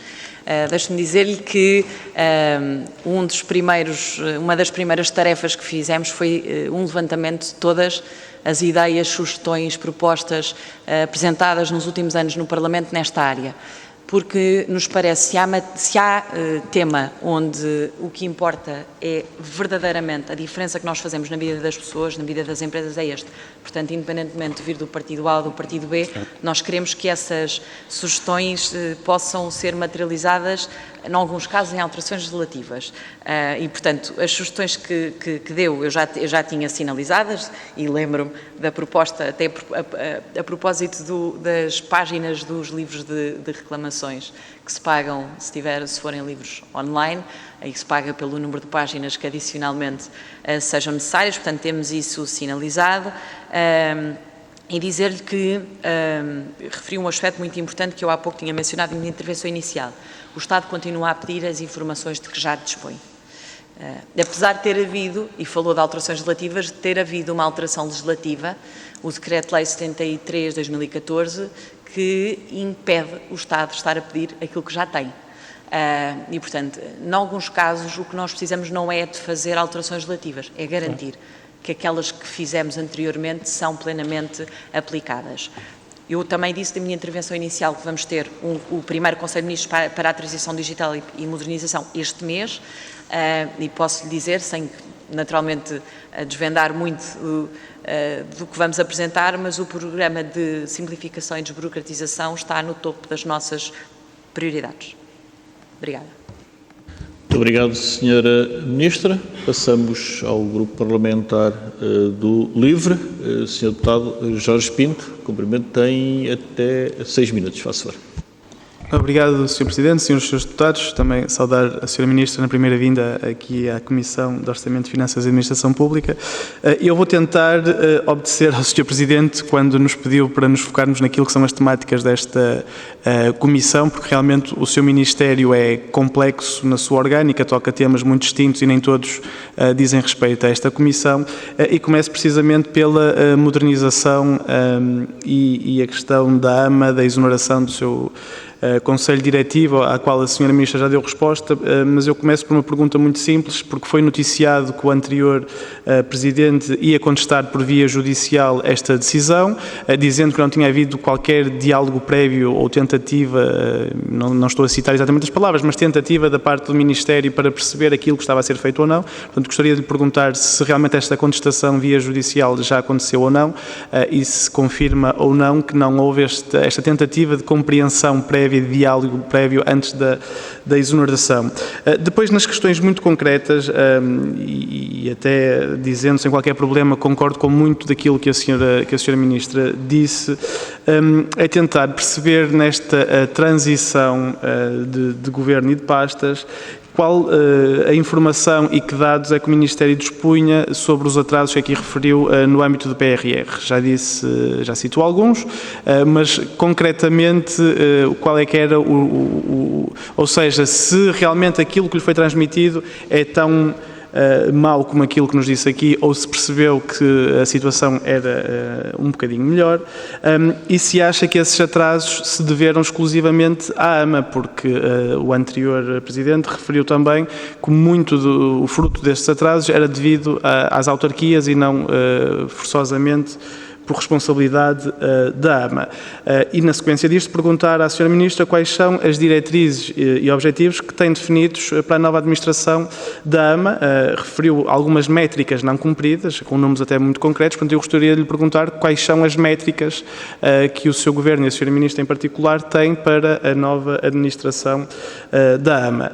Falou aqui também da transparência e da segurança das tecnologias, partilhamos no livro estas questões, mas é também preciso falar do seu controlo, e nós sabemos, e não é um exclusivo português infelizmente, que as tecnologias que nós usamos, os softwares que nós usamos, são softwares de proprietário, portanto das grandes empresas tecnológicas, o que em certa medida limitam muito a nossa capacidade e até a nossa liberdade de ação, de construção e de manutenção deste software e, para além disso, têm custos enormíssimos para o Estado. Portanto, gostaria de lhe perguntar se tem alguma proposta ou até a sua visão, a visão do Sr. Ministro pessoal, em relação à utilização de tecnologia open source, que não só é muito mais flexível e permite muito mais facilmente dar resposta àquilo que podem ser especificidades de diferentes áreas da modernização e tem um custo muito mais reduzido, mantendo-se este software e o código em particular no domínio público e controlado por todos nós.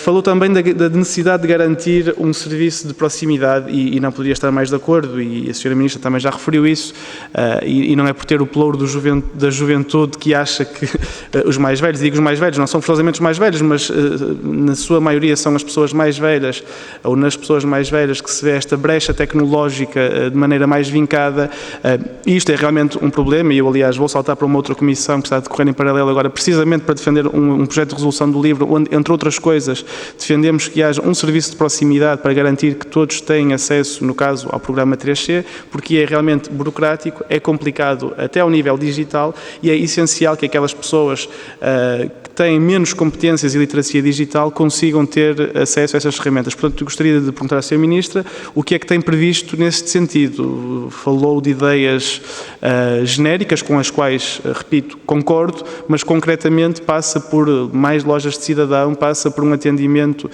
presencial até móvel e rotativo, sabendo nós que muitas destas pessoas estão até muitas vezes afastadas dos centros urbanos e, portanto, a própria ida aos centros urbanos pode ser um problema. Portanto, se tem alguma ideia concreta para dar resposta a este problema ou a esta necessidade de garantia de um serviço de proximidade. E termino com 2 pontos muito rápidos. O primeiro, no que diz respeito à ciberproteção e à privacidade de dados. Nós sabemos, e também aqui não é um exclusivo português, que há imensos ataques de ransomware e afins a hospitais, a serviços públicos que correspondem a uma perda de privacidade, não é? A uma publicação e publicitação de dados pessoais que deviam ser privados. Portanto, que estratégia tem o Governo para garantir esta privacidade e esta ciberproteção?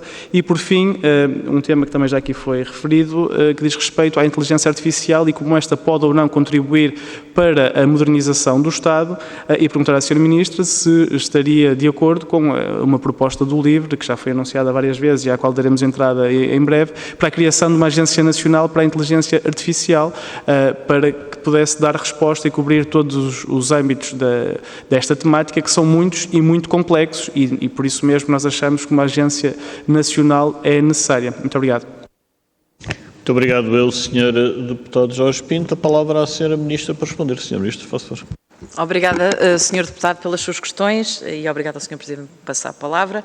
Eu há pouco não tive a oportunidade de responder a uma pergunta do Sr. Deputado Miguel Costa Matos. A questão do enforcement do Regulamento IA está a cargo do Ministério das Infraestruturas e Habitação.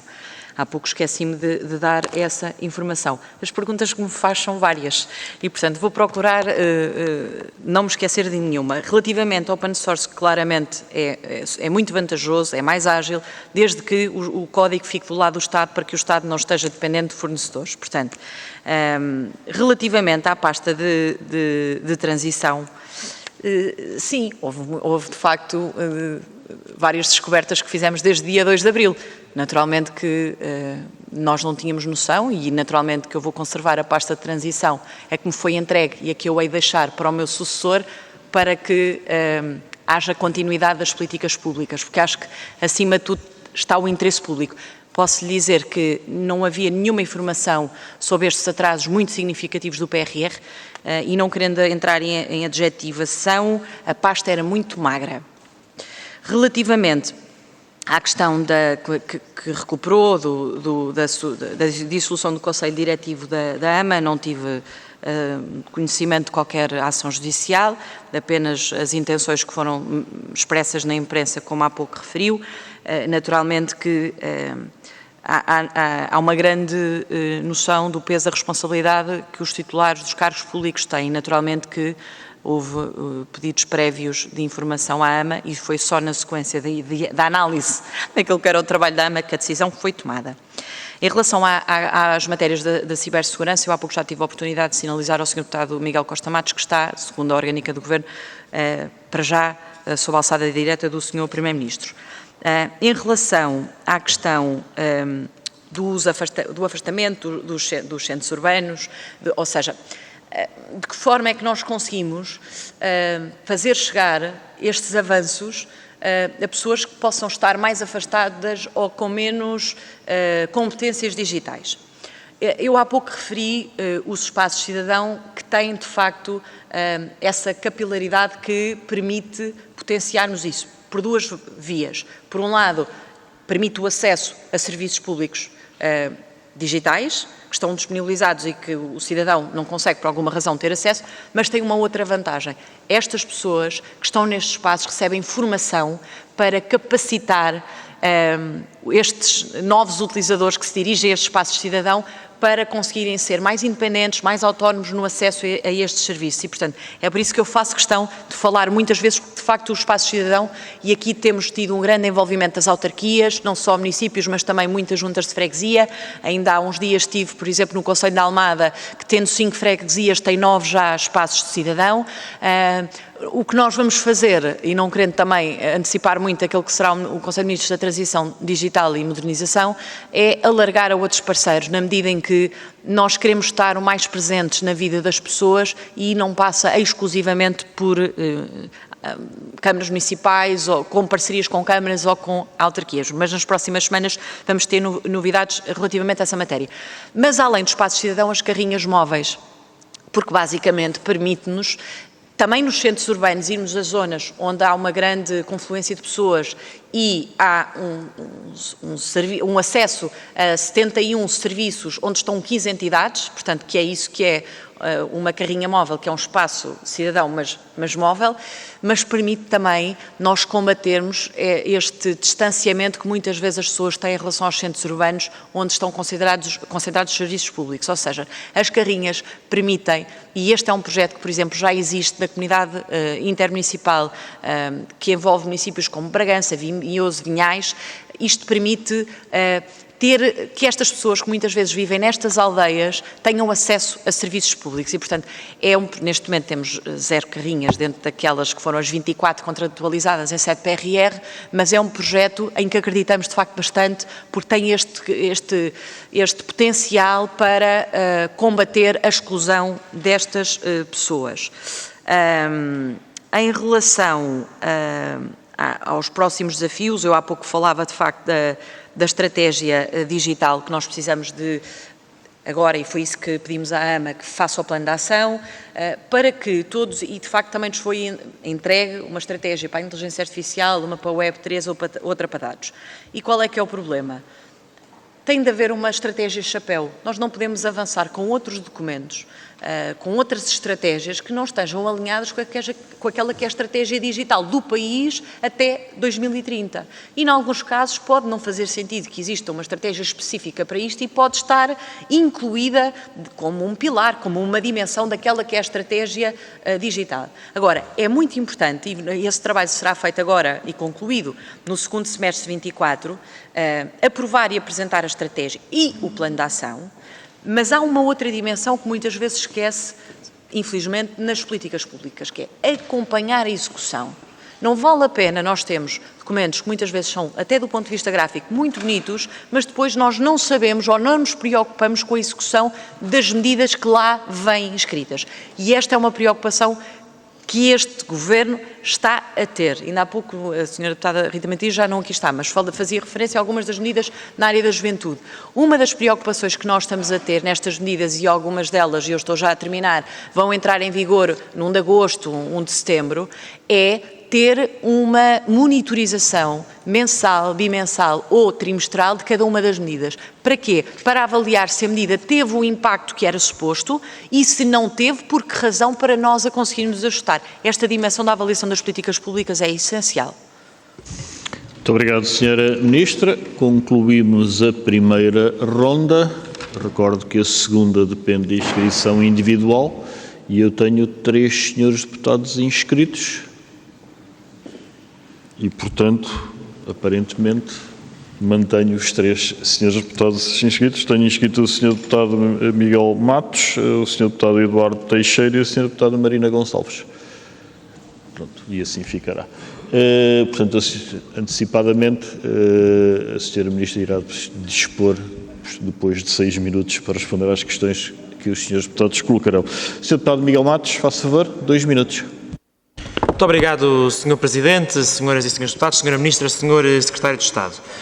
Foi referido que o INCODE não tinha fundos. Seguramente a Sra. Ministra encontrará no PRR várias linhas de financiamento para competências digitais financiadas pela Administração Pública, pelo PRR, para cumprir aqueles que são os desígnios do INCODE. Disse aqui que não havia uma estratégia chapéu para a transição digital. Já existiram várias, mas a última foi aprovada pela Resolução do Conselho de Ministros número 30 de 2020, de 21 de abril, o Plano de Ação para a Transição Digital. E a Sra. Ministra tem toda a legitimidade para agora constituir uma nova estratégia chapéu.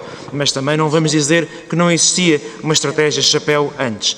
Agradeço a resposta que já deu em relação à execução do AI Act, que é da maior importância no nosso país, mas queria pedir que pudéssemos concretizar mais respostas do ponto de vista da questão dos dados. Desde logo a questão da gestão dos diferentes dados em toda a administração pública, como é que a Sra. Ministra pretende tratar, nomeadamente na dimensão de cibersegurança, em primeiro lugar, como é que nós podemos assegurar que as diferentes entidades do Estado têm as condições para poder tratar dos dados dos portugueses com a devida segurança, porque sabemos que há muitos ataques que estão a ocorrer diariamente, e em segundo lugar, na matéria da interconexão. Porque a Sra. Ministra disse muito bem que desde 2014 que está previsto o princípio de uma vez só. Mas também sabemos que muitas vezes é a Comissão Nacional de Proteção de Dados, ao abrigo do RGPD, que diz que não é possível fazer interconexão de dados. E todos nesta casa já acompanhámos muito bem ao longo dos últimos anos aquela que foram as enormes dificuldades para se conseguir obter as interconexões que permitiram, por exemplo, a atribuição automática das prestações sociais, a atribuição automática das tarifas sociais, a renovação automática do cartão de cidadão, entre várias outras questões. Ainda recentemente foi possível combater, através do recurso ao machine learning, os falsos recibos verdes e os contratos a termos excessivos. E o que lhe perguntava é qual é que é a sua estratégia para superar estes obstáculos da CNPD e para conseguirmos, com novas interconexões de dados, chegar a ter uma administração pública ainda mais próxima dos cidadãos. Muito obrigado. Muito obrigado, Sr. Deputado. A palavra ao Sr. Deputado Eduardo Teixeira. 2 minutos, faça favor. Muito obrigado, Sr. Presidente. Quero cumprimentar a Sra. Ministra pela sua vinda ao Parlamento e à Comissão de COFAP pela primeira vez, cumprimentar também o Secretário de Estado, senhoras e senhores deputados. Muitos dos temas que iria levantar também já foram aqui abordados. A Sra. Ministra tem, de facto, um grande desafio. A questão da modernização é absolutamente prioritário e, portanto, é um desafio que todos ansiamos e que estou certo que terá bem nas suas metas para alcançar esta degradação dos serviços públicos que assistimos nos últimos anos e nos 2 governos anteriores e, portanto, é uma meta importante. Mas também, como nos disse a FESAP, a Federação dos Sindicatos da Administração Pública, que nos refere e tem dito que a falta de pessoal para as necessidades dos serviços é urgente para poder reformar, reorganizar, modernizar e gerir melhor a administração pública. Os cidadãos vivem com este dilema de não conseguirem aceder aos serviços públicos, as marcações são o que são, não vou repetir os argumentos, as tentativas de contacto são o que são, há aqui uma meta falhada nos últimos anos e, portanto, há aqui muito trabalho que tem pela frente. Há um tema que eu acho que é colateral, mas que é importante também o pôr, que tem a ver com as eleições nos círculos eleitorais do estrangeiro. Todos sabemos que em 2022 até houve um círculo que foi repetido, os constrangimentos mantiveram-se em este ano. Sabemos que muito tem a ver com as questões de modernização e as questões da parte mais eletrónica, e, portanto, da situação, e, portanto, ter isso bem presente. Mas também, em terceiro lugar, e depois faço as perguntas globais, a questão do crescimento, do cumprimento das metas do PRR, também aqui já muito foi falado, que é um desafio que tem em mãos no sentido de evitar este incumprimento dos 70% que tem.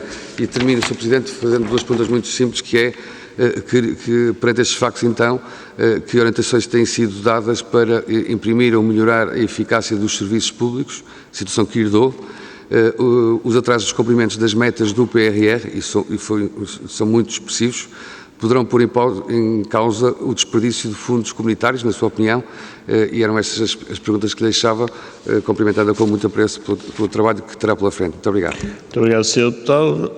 Para concluirmos, Sra. Deputada Marina Gonçalves, faz favor. Muito obrigada, Sr. Presidente. Sra. Ministra, deixava-lhe aqui algumas perguntas, algumas na decorrência do que disse na primeira ronda e depois mais um tema que não foi aqui falado. Relativamente às metas, já percebemos que as metas de desembolso não há um problema de cumprimento, estamos a falar de metas intermédias, sabemos também que essas metas intermédias aqui referidas têm a ver com as lojas de cidadão e a Sra. Ministra disse, eu partilho dessa preocupação e sabemos que depois do PRR aprovado tivemos problemas nas empreitadas com o aumento do custo de obra, muitos concursos ficaram desertos, a necessidade de reprogramação de verbas e isto implicou naquela que é a esfera de atuação dos municípios também inevitáveis atrasos no lançamento dos concursos, mas sabemos também que as 20 lojas de cidadão iniciais estão em fase, não todas em obra, como aqui referiu, mas com o projeto de execução finalizado, e pedir também que pudesse também confirmar-nos que estas estão num estado avançado, sendo certo que, obviamente, que a ambição de termos lojas de cidadão partilhada também pela Ministra na sua intervenção obriga-nos também a ser depois exigentes e a aproveitar estes fundos comunitários para podermos, como aconteceu no caso da reprogramação, ter as lojas de cidadão. E por isso eu perguntava-lhe se reuniu com o Conselho Diretivo da AMA para saber o porquê deste estado de arte e, sobretudo, para perceber que plano é que podíamos ter antes de mudar o Conselho Diretivo. E perguntava-lhe ainda sobre o novo Conselho Diretivo, e porque referiu que estava em processo de lançamento estas últimas lojas de cidadão que estavam na reprogramação e porque esse processo de lançamento foi feito, salvo erro, a 28 de março, o prazo para entrega de candidatura já terminou e o prazo para análise das candidaturas deste novo Conselho Diretivo também já terminou. Perguntava-lhe quando é que vamos conhecer os resultados das candidaturas deste Conselho Diretivo, ou se vamos agora também ter aqui um problema, vamos ter que começar a admitir os municípios, que o problema está nos municípios de não estarem a avançar com as obras. Relativamente aos trabalhadores, perguntava-lhe, eu fui ver o balanço social da AMA de 2023 e entraram 66 trabalhadores, saíram 42 e desses 42 apenas 7 saíram por decisão própria. Eu perguntava-lhe, mais do que estou aqui a dar factos, não a perguntar sobre isto, porque isto são factos, mas perguntava-lhe qual é o plano de entradas de trabalhadores na AMA, tendo em conta que todos os anos há este processo de saída. E uma última nota sobre um tema de forma muito concisa, relativamente ao PEPU e ao BIM, que eram duas matérias que estavam em articulação com a modernização no âmbito da reforma do licenciamento do Simplex, perguntar-lhe no fundo o ponto de situação e quais são os próximos passos, porque é algo fundamental também para esta interação e para esta celeridade nesta matéria fundamental. Muito obrigado, senhoras e senhores deputados. Para concluirmos a primeira audição regimental da Sra. Ministra, a palavra à Sra. Ministra, dispõe até 6 minutos. Faça favor. Obrigada. Sra. Deputada, permita-me só uma correção, não há candidaturas deste Conselho Diretivo em relação às lojas de cidadão, foi a expressão que utilizou. Há candidaturas que de facto tinham sido feitas, o pedido, portanto as respostas a este aviso foram dadas agora no final do mês de junho, o prazo inicial era final de maio, 31 de maio, e portanto houve a prorrogação que foi naturalmente comunicada aos municípios que foram a jogo e portanto houve a prorrogação por um mês, já foi comunicada aos municípios, mas a Sra. Deputada também tem muita experiência nesta área e sabe que há pedidos de esclarecimento que são necessários fazer aos municípios e é exatamente isso que a AMA já fez aos municípios. Não se pode... Eu não consegui perceber a questão agora.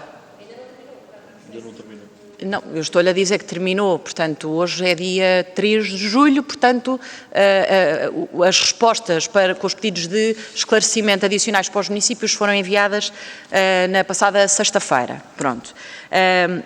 Durante porque há pouco perguntava-me que lojas é que estavam prontas. Em princípio, este ano só há uma loja em condições de abrir, que é a loja do município do Bom Barral. Em relação ao InCode, talvez seja importante dizer que com a extinção do Portugal Digital, o InCode ficou aqui a pairar, além do ponto de vista jurídico, ficou mesmo sem financiamento, mesmo. E eu reuni com a responsável do InCode, como sabem, depois tinha outros coordenadores. Há uma agravante, é que a equipa estava desfalcada, portanto, estava a funcionar sem dois coordenadores.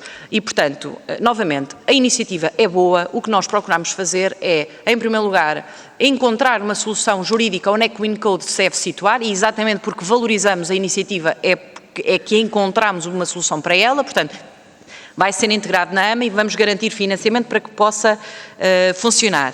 Em relação à questão dos dados, enfim, eu volto a referir que a questão da cibersegurança está, de facto, sob a alçada direta do Primeiro-Ministro, mas eu diria que uma das prioridades é sair da situação de incumprimento em que o Estado português se encontra desde 24 de setembro de 2023 em relação ao Data Governance Act. E, portanto, foi feito um pedido da Comissão Europeia, exatamente porque estamos em situação de incumprimento já há bastante tempo. No passado dia 23 de maio, se a memória não me falha, já sinalizámos ao MNE a nossa proposta de resposta à Comissão Europeia e, portanto, o nosso compromisso é que no segundo semestre de 2024 possamos avançar e terminar com a iniciativa legislativa que vai permitir tirar Portugal da situação de incumprimento. Relativamente à questão colocada pelo Sr. Deputado Eduardo Teixeira, de facto, há relativamente ao PRR e no caso das lojas, que é aquilo que é mais crítico na medida em que envolve empreitada, e, portanto, há sempre também esse elemento adicional. Aquilo que eu posso garantir é que diariamente não só a AMA, mas eu própria, e portanto não só na perspectiva das lojas, mas também da perspectiva dos espaços, porque até setembro temos de ter os 647 protocolos assinados, e portanto este é um trabalho que estamos a fazer semanalmente, e não eu, e, portanto, mas a minha equipa naturalmente que está a fazer diariamente com a AMA, no sentido de nós conseguirmos saber exatamente quais é que estão os constrangimentos. Um desses exemplos havia algumas autarquias, não só municípios, porque autarquias, porque em alguns casos até eram juntas de freguesia, que estavam à espera de resposta em relação a algumas sinalizações que já tinham sido feitas e que não tinha havido ainda resposta em relação a elas. Estamos a procurar, de facto, acelerar esse contacto direto com os municípios e, tendo este Ministério uma presença muito permanente e contínua no território, em razão das 3 áreas que temos, tanto na juventude como na igualdade como na modernização, aquilo que o esforço que nós temos feito é de procurar em cada uma dessas nossas presenças, onde temos intervenções, onde vamos anunciar ou comunicar ou ter reuniões, de procurar também fazer essa articulação mais próxima com muitos destes presidentes de Câmara, com muitos destes presidentes de comunidades intermunicipais, em alguns casos também diretamente com presidentes de juntas de freguesia, sinalizando que os municípios, as autarquias que quiserem, tenham interesse para sinalizar essa vontade à AMA para nós conseguimos, de facto, atingir os nossos objetivos. Sendo certo que queremos ir além daquilo que inicialmente estava pensado em relação ao tipo de parceiras que nós podemos ter. Ou seja, os municípios são centrais, são parceiros absolutamente extraordinários nas lojas de cidadão e no espaço de cidadão também. Mas nós podemos, de facto, alargar o leque de parceiros com os quais podemos contar para conseguir atingir estes objetivos. Não apenas numa lógica de garantir que conseguimos, de facto, executar, mas também numa lógica de onde é que estão as pessoas e onde é que faz sentido estar num espaço de cidadão. E, em alguns casos, eu também não queria, enfim, estar hoje a avançar com muitos detalhes, porque nas próximas semanas esta informação estará absolutamente pública, de conseguir encontrar outros espaços dentro do país e fora do país, assumindo a lógica de que onde está um português, está também Portugal. E, portanto, essa também é uma preocupação para este Governo. Obrigada. Muito Muito obrigado, Sra. Ministra. Concluímos a audição regimental. Não vamos suspender os trabalhos, vamos só permitir um minuto para acompanhar a Sra. Ministra à saída da sala e prosseguimos com a nossa ordem de trabalhos.